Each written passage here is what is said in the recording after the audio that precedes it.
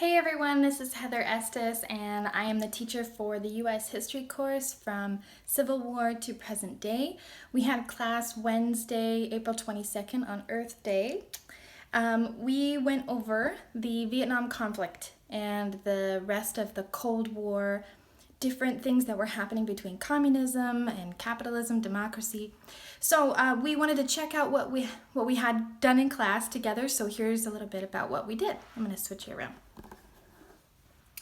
Okay, so first of all, I had everyone print out the Vietnam conflict page. That would be a page we could put inside of our notebook. Here's my space race information here.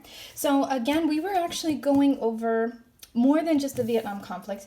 We went over things that included communism, a review of what it meant to go against that, this like Red Scare idea in the United States, and basically the two main powers going against each other at all times during this 50-year span of the Cold War was the United States against USSR, or you can call it the Soviet Union, or in modern day terms, Russia. So these two major conflicts against each other the whole time. They had things like proxy wars, which included the Vietnam War and also the Korean War. So when we think back to these things, these conflicts began because United States and other countries did not want countries like Vietnam in Asia and Korea to fall to communism. So unfortunately, we found out in the Korean War that communism ended up taking a toll. They kept North Korea, and South Korea is still a democratic state today. So it didn't really do much in the in the Korean War.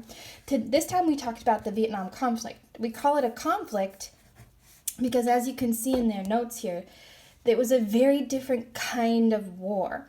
And we don't say Vietnam War per se because the U.S. actually never declared war. We sent so much help and so many people and so much aid, yet we never declared war officially. So to backtrack a little bit, we have two countries here that became one later on. But Vietnam was broken up into two different countries. We have North Vietnam and we have South Vietnam. This is a country next to China. There's Laos, Thailand, and Cambodia nearby. Okay? And the rest is water. So let's check out what we were learning through this. We had these notes, but the way we got these notes was through our PowerPoint here or Google Slides. And we went through these. This is all posted for you in Canvas.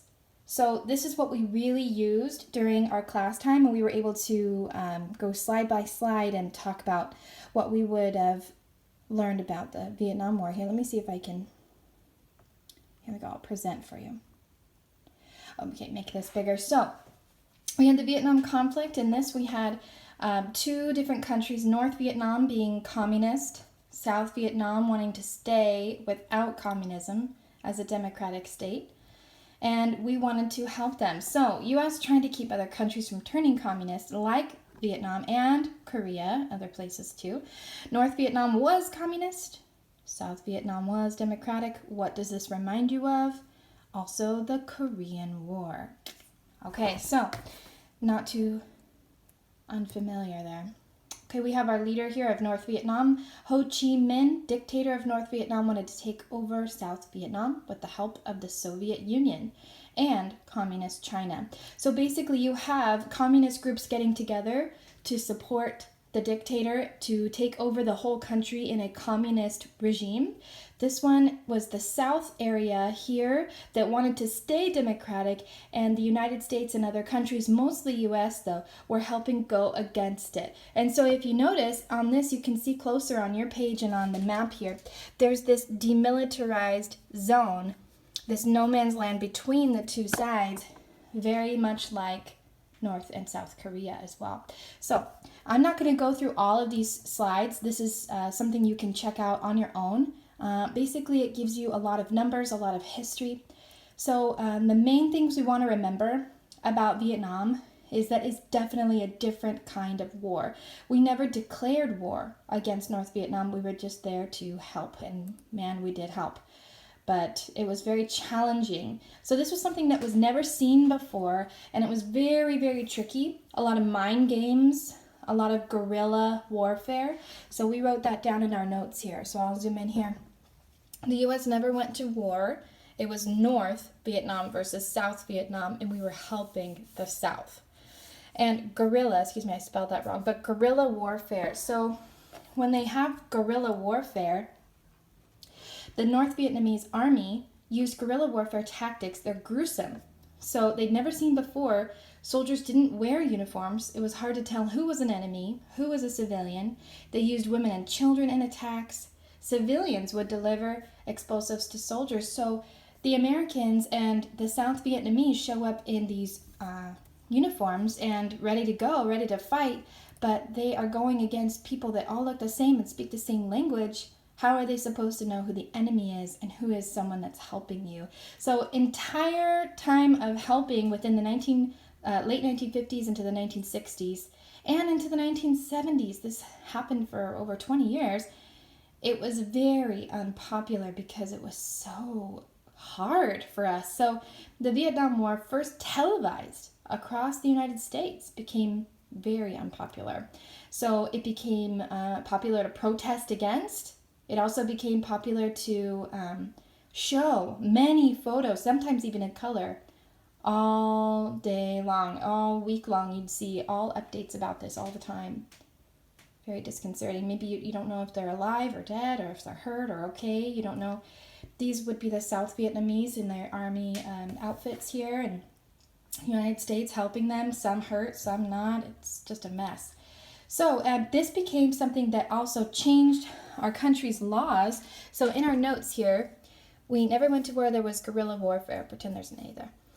Debate in America. It was very unpopular in the United States because we were not exactly at war. We were going against North Vietnam and China and USSR, but we were also going against communism. That was the main idea. But because so many people died and so many people had to go without their consent, it was very unpopular. And laws even changed because of it, including a 26th Amendment to the Constitution. It lowered the voting age from 21 to 18. It says old enough to fight, old enough to vote.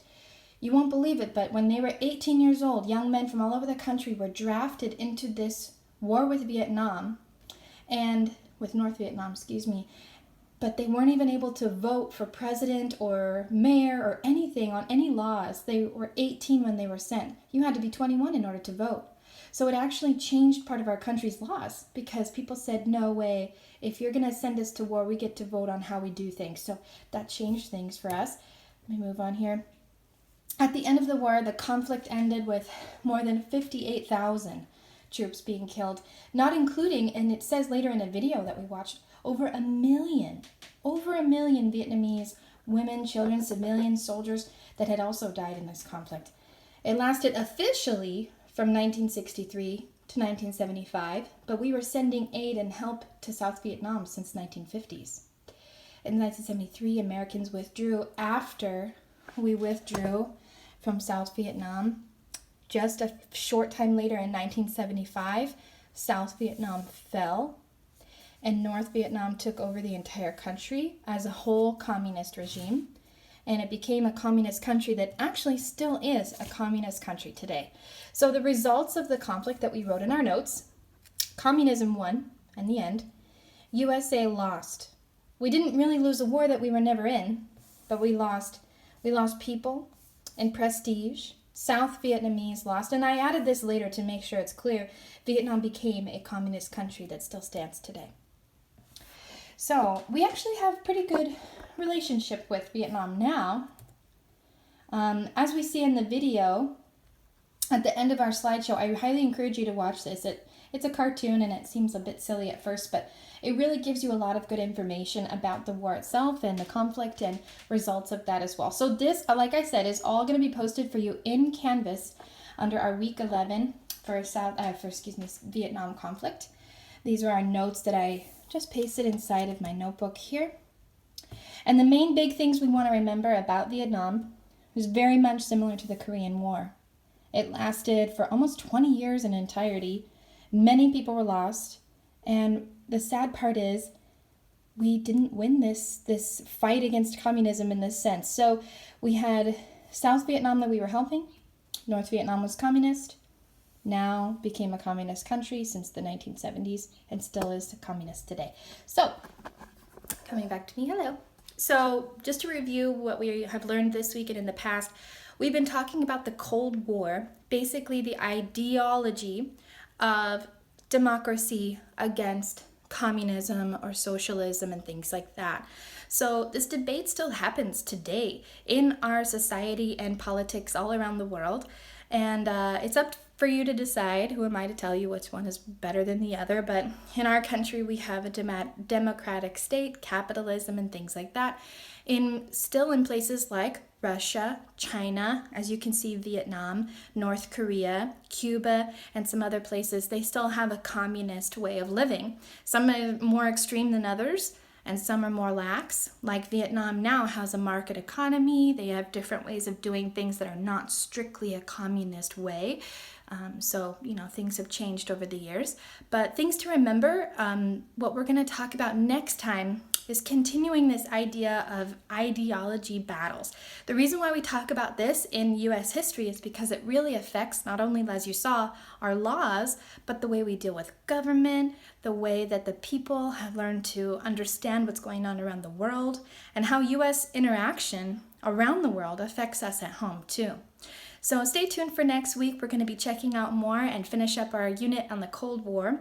And stay tuned for also our next written assignment, which I hope will be something you can inventively do at home with me. So no worries, it will give you more than enough time to complete it as well. I hope you all have a wonderful day. I'll see you next time. Have a good one. Bye-bye.